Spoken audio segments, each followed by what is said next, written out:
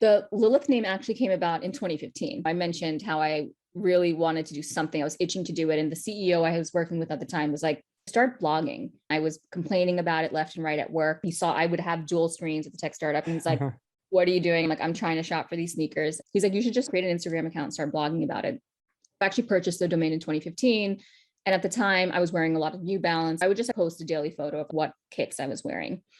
Beyond that, didn't do anything. I had a Tumblr page. It just had photos. That was it. Called it a day. We were in the middle of an acquisition. So I was kind of scatterbrained at that point. That was the start of Lilith. But Lilith, her story is actually, she's in biblical mythology and Sumerian Jewish history, was Adam's first wife. It's not Eve. She gets banished from the Garden of Eden because she doesn't want to be submissive to Adam, even though they're both made equally, versus Eve, who's made from the rib of Adam. I just thought it had a really interesting story because she's demonized by male scholars.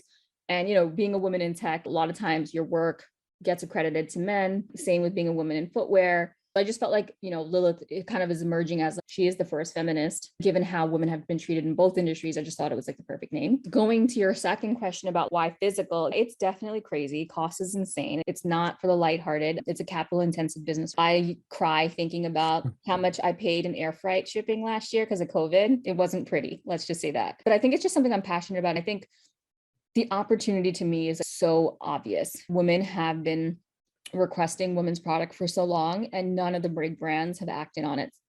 For me, we are so small. I don't do any paid media marketing today. We've only done a bit of PR. And I have customers in Indonesia, customers in Europe who find out about us and purchase, who then go on to create this amazing content and will tag us in it.